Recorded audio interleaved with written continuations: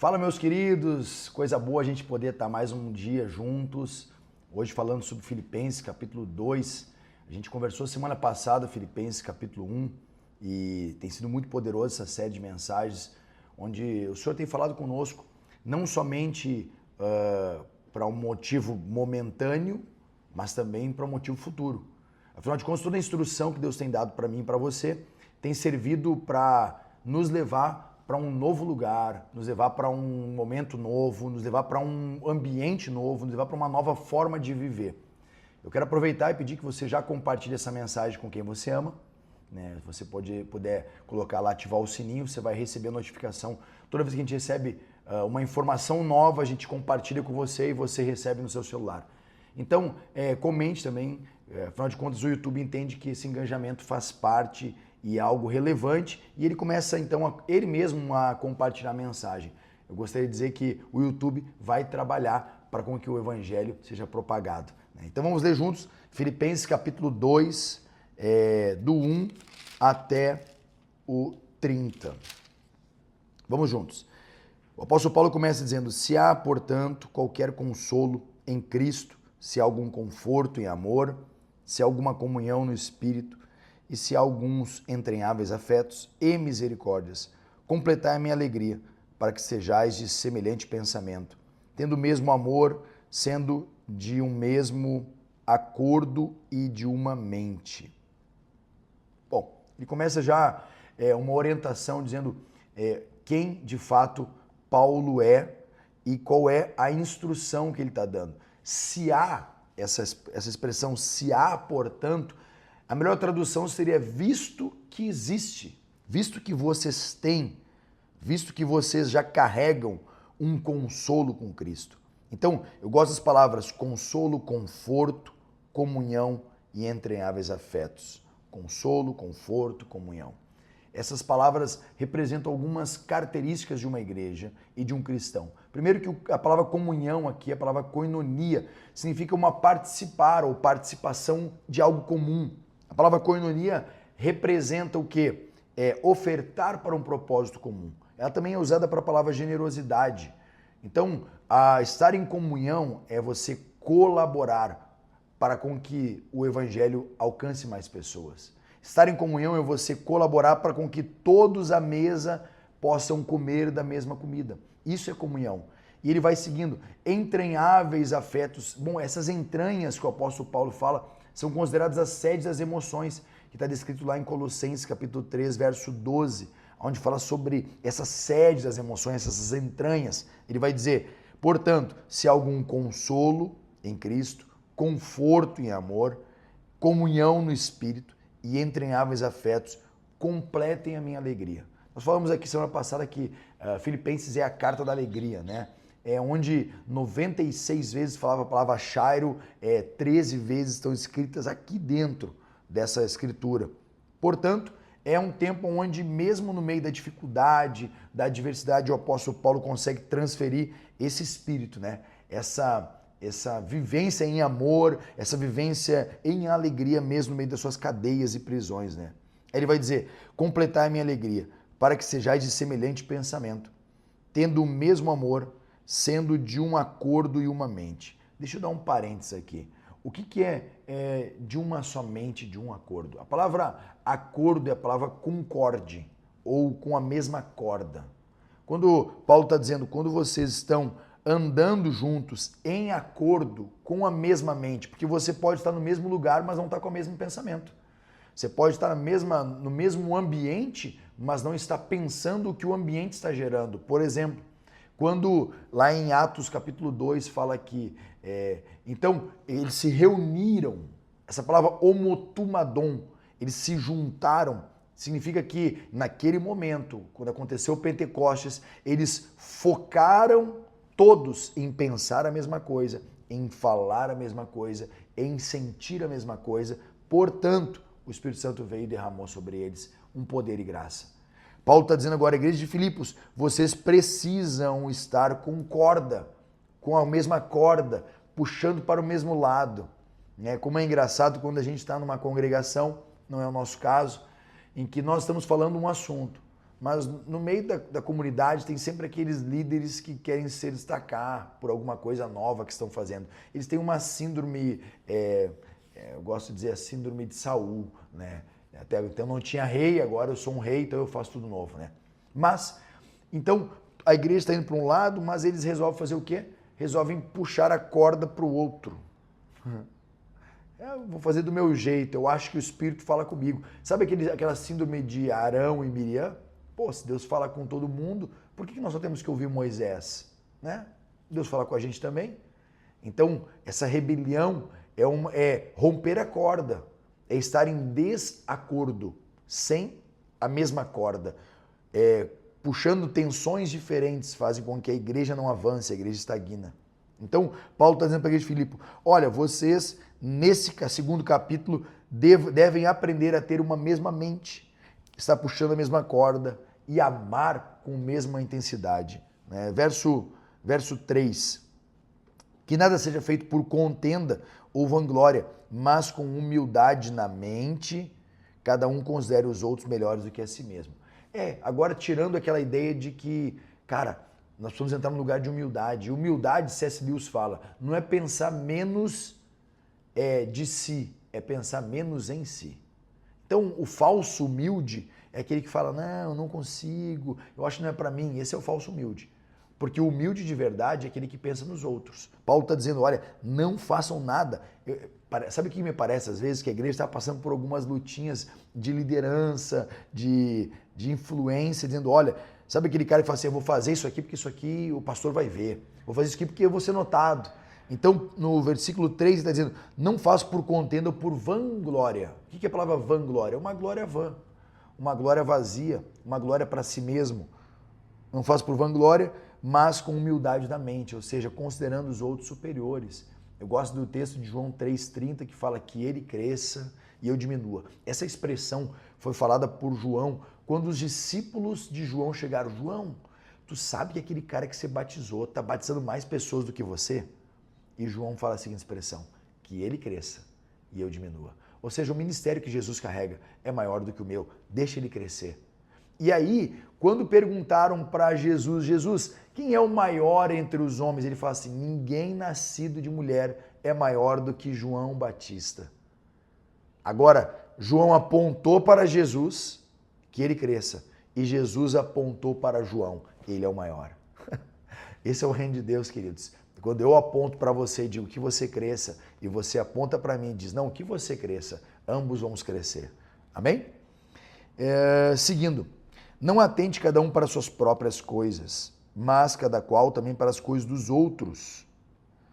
Que haja em vós a mesma mente. Então, novamente, olha só, novamente ele fala. Lá no começo, ele diz, no verso 2, com uma mente. No verso 3, humilde na mente. No verso 5, que haja em vós a mesma mente que também houve em Cristo. Agora, ele sobe a sublimidade do pensamento. Por que disso? Porque você não vai conseguir pensar como eu, mas eu e você podemos pensar como Cristo. Presta atenção, você não vai conseguir pensar como o Tiago pensa, mas eu e você, lendo as Escrituras, conseguimos pensar como Cristo pensa. Tanto que o próprio apóstolo Paulo fala em 1 Coríntios, ele fala assim, nós, porém, temos a mente de Cristo. É possível ter a mente de Cristo? Claro. A mente de Cristo é uma mente voltada, né? Para o outro, uma mente altruísta, uma mente que pensa no irmão, uma mente que pensa no pobre, no órfão, na viúva, uma mente que pensa em adorar a Deus. É fácil assim, né? Verso 6. Olha qual foi a mente de Cristo. Que sendo a forma de Deus, não teve por usurpação ser igual a Deus. Essa palavra usurpação, o apóstolo Paulo está trazendo um contraste agora para a igreja de Filipos entre Adão e Cristo. Como assim entre Adão? Observe, Adão desejava ser como Deus. Lá em Gênesis 3:5 fala, se vocês comerem dessa fruta, vocês serão como Deus. Olha só, Adão quis ser como Deus. Só que agora, Paulo diz que Jesus não teve por usurpação, ou seja, Jesus não quis ser como Deus. Adão quis ser como Deus. Presta atenção. Todo homem caído quer ser um Deus. todo homem regenerado quer ser um servo. Todo homem caído quer ser um Deus. Todo homem regenerado quer ser um servo. A pergunta que eu te faço é: você quer ser um servo ou um Deus? Seguindo, aí ele vai dizer: a si mesmo se esvaziou, né? Não teve reputação, tomando sobre si a forma de um servo, humilhando-se, fazendo semelhante aos homens, e achado na forma de um homem, humilhou-se a si mesmo, sendo obediente até a morte de cruz. Esse no versículo 7 fala, se esvaziou, né? Ele não renunciou aos atributos divinos de onisciência, de onipresença, mas assumiu a forma de um servo e ocultou a sua glória natural. É isso que o texto está dizendo. Ele se esvazia, ele fica fez-se sem reputação.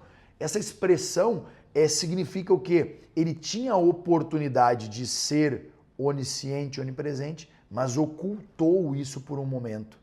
Olha que interessante, né?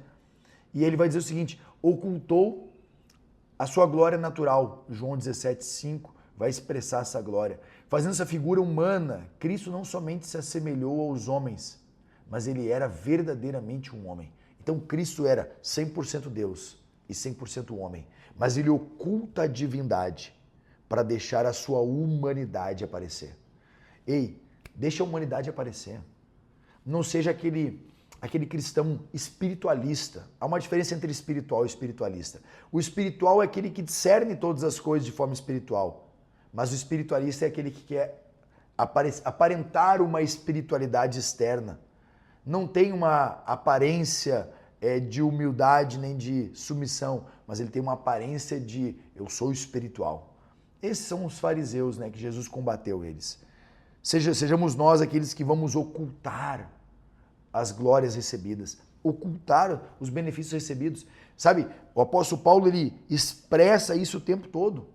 Expressa que essa ascensão, nós vamos ler na semana que vem, o capítulo 13, ele mostra que tudo que ele tinha ganhado, conquistado, seus títulos, seus méritos, ele considera por esterco. Ele perde isso. Esse é o senso de Cristo em nós. Verso 8. E achado na forma de homem, humilhou-se a si mesmo. Ele se humilhou, queridos. Então, a forma era Deus. Aí, imagina uma divindade agora entrando na forma de um homem. E depois na forma de um servo.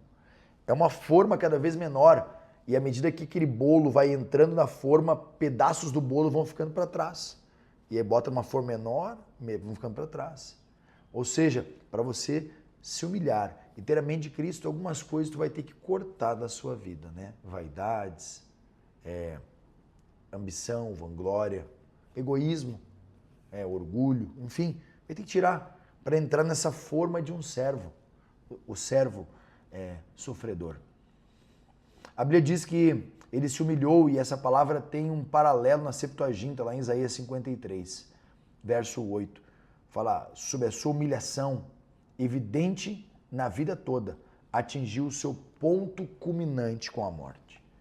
Imagine alguém que passou a vida inteira em lugar de humilhação, aonde culmina na morte. É isso que o apóstolo Paulo está dizendo, essa humilhação. E deixa eu fazer um parênteses aqui, presta atenção. Toda vez que você não se humilha, porque há um texto que diz, Jesus disse, os humilhados serão exaltados. Os humilhados serão exaltados. Só que não é aquele que é humilhado para diminuir. É aquele que se humilhou será exaltado. É esse o sentido da expressão de Jesus. Quando você se humilha, o Senhor te exalta. Quando você fica arrogante, o Senhor te humilha. Você entendeu isso? Verso 9. Pelo que também Deus o exaltou altamente e lhe deu um nome que está acima de todo nome, para que o nome de Jesus se dobre todo o joelho das coisas nos céus, das coisas na terra e debaixo da terra, e para que toda língua confesse que Jesus Cristo é o Senhor, para a glória de Deus o Pai. Ou seja, depois desse nível máximo de humilhação, o Senhor tira. Então Deus exalta aquele que é humilhado. Aquele que se humilha, Deus exalta. Então agora Deus tira esse homem que estava se humilhando e coloca em um trono e exalta o nome dele. E olha só que engraçado. O que Deus entrega para Jesus? Entregou um reino? Não. Entregou dinheiro? Não. Entregou conquistas? Não. Entregou um nome. Há um rabino que diz o seguinte: existem 3 coroas: a coroa da realeza, a coroa do sacerdócio e a coroa do bom nome. A coroa da realeza, ela é a coroa que o homem que conquista recursos e dinheiros recebe. Essa é a coroa da realeza. A coroa do sacerdócio é a coroa que quando você se converte, você recebe o sacerdócio real. Mas a coroa do bom nome é a coroa que você conquista à medida da sua caminhada. Você pode ser um rei, mas não ter um sacerdócio e nem ter um bom nome. Quando você partir, seus bens serão repartidos e as pessoas vão dizer, ainda bem que partiu. Você pode ser um bom sacerdote, mas também não ter riquezas e ser alguém que não teve recursos para ajudar outros e ter um bom nome ou não ter um bom nome. Quando você partir, vai ficar apenas o que você fez. Mas se você tiver um bom nome e não tiver sacerdócio e não tiver riquezas, não tem problema. Quando você partir, as pessoas vão dizer, puxa vida, perdemos alguém importante. Então Deus não entregou para Cristo coroas e honrarias, mas Deus entregou para Cristo um nome. Querido, um nome é muito forte. Deus lhe deu um nome que está sobre todo nome. Sobre todo nome. Então, hoje eu sou o Thiago Brum Pereira de Jesus, é o sobrenome. O sobrenome meu é de Jesus. Lembra quando aquele homem, os filhos de Seva, tentam expulsar um demônio e falam, nós te expulsamos em nome de Jesus a quem Paulo prega. Paulo eu conheço, Jesus também, mas vocês não. Não basta você falar em nome de Jesus, você precisa ter o sobrenome de Jesus. Isso é interessante, né? Tem muita gente expulsando demônio pelo próprio Beelzebu. Jesus falou, como pode Beelzebu expulsar Beelzebu? Não tem como reino dividido. Tem gente achando que está expulsando. Por isso, meus amados, assim como sempre obedecesse, não só na minha presença, muito mais agora na minha ausência, trabalhe sua própria salvação com temor e tremor. Bom, esse texto desenvolver a salvação, desenvolver a salvação no sentido de saúde espiritual. Paulo está dizendo a saúde espiritual da igreja precisa ser desenvolvida. Não que a sua maneira de ser salvo, agora eu fui salvo só um braço, agora eu fui salvo a perna, agora não. Desenvolver a salvação é trazer saúde para aquele lugar chamado igreja. Paulo está aconselhando os irmãos, queridos, façam com que a igreja se transforme em um local saudável. Né? Menos briga, menos discussões, mais amor, né? Entre nós. Porque é Deus que opera em vós tanto querer como efetuar segundo a sua boa vontade. Fazei todas as coisas sem murmuração nem contendas, para que sejais inocentes e inofensivos, filhos de Deus, sem repreensão no meio de uma nação corrupta, perversa, entre a qual resplandeceis como luzeiros no mundo. Essa expressão de luzeiros no mundo, ela também foi usada por Jesus lá em Mateus, quando ele fala, vós sois a luz do mundo. Brilhe a vossa luz diante dos homens para que vejam vossas boas obras e glorifique o vosso Pai que está no céu. Toda vez que você faz uma boa obra em nome de Jesus, Deus é glorificado e as pessoas param de olhar para você e vão olhar para Cristo. Você deve ter ouvido aquela expressão, cara, glória a Deus pela sua vida, glória a Deus pelo trabalho, glória a Deus pelo que você está fazendo. Ou seja, quando você brilha, quando você reluz, quando você ilumina, as pessoas à sua volta dão glórias a Deus. Ele vai dizer, retendo a palavra da vida, esse sinônimo, a palavra da vida quer dizer o evangelho. Né? O evangelho é a palavra da vida, é aquele que nos assegura firmemente. Verso 17. Ainda que seja oferecido sobre sacrifício e serviço da vossa fé, me alegro e regozijo com todos. Por essa causa, vós também alegrai-vos e regozijai-vos comigo. Essa expressão sacrifício é a palavra libação. Libação era uma oferta de azeite e vinho. Era uma oferta de entrega total. De entrega total. A libação era uma oferta de vinho ou perfume ou azeite, da qual tinha que ser derramado todo o vinho sobre o altar. Todo o azeite. Não podia ficar nenhuma reserva. Paulo está dizendo, ainda que seja oferecido sobre o sacrifício de libação, ou seja, eu me derramo por completo para com que vocês conheçam a Cristo. Eu derramo tudo que eu tenho diante do Senhor. Não fico com nenhuma reserva. Não guardo nada. Ei, presta atenção, não guarde nada. Entregue por completo. Fique sem reservas. Entregue ao Senhor por completo. Aí ele vai agora trazer essa última parte do segundo capítulo, vai falar a respeito de Timóteo e Epafrodito. Mas confio no Senhor Jesus que em breve vos mandarei Timóteo, para que também eu esteja de bom ânimo e sabendo do vosso trabalho, porque não há nenhum outro homem como ele, que sinceramente cuide do vosso estado. Porque todos buscam o que é seu e não as coisas que são de Cristo. Aqui eu quero dar só um parênteses, né? A igreja de Filipos é uma igreja muito abençoadora. Muito. Aqui o texto descreve que eles, inclusive, estavam sendo generosos, desculpa, sendo generosos ao ponto de que entregando para o Senhor, entregando para a vida de Paulo, benefícios, donativos, recursos para com que ele pudesse fazer a obra acontecer. Então, Paulo envia Timóteo para esse lugar, para quê? Para com que Timóteo pudesse tornar-se um exemplo para aqueles irmãos. Eu quero botar alguns pontos de Timóteo. Em sentido superior a todos, no sentido de que ele era um líder, e em sentido de cuidado para com os outros. Aqui o texto fala de genésios, quer dizer genuíno, verdadeiro. Paulo está dizendo que Timóteo é verdadeiro, é genuíno, é um cristão genuíno. Com a ambição de pregar somente a Cristo. Paulo está dizendo que Timóteo vai instruir você somente em Cristo. Paulo está dizendo que Timóteo tinha um caráter aprovado.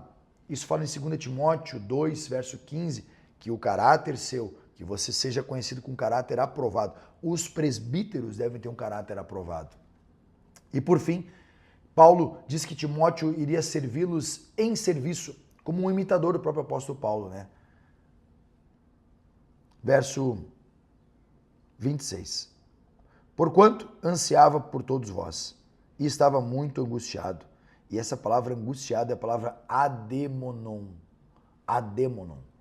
Uma palavra usada para descrever a agonia do Senhor no Getsemane. Paulo está dizendo, eu estava como o meu Senhor no Getsemane. Eu estava agoniado. Agoniado. Ansiava. Agoniado. Angustiado. Aflito.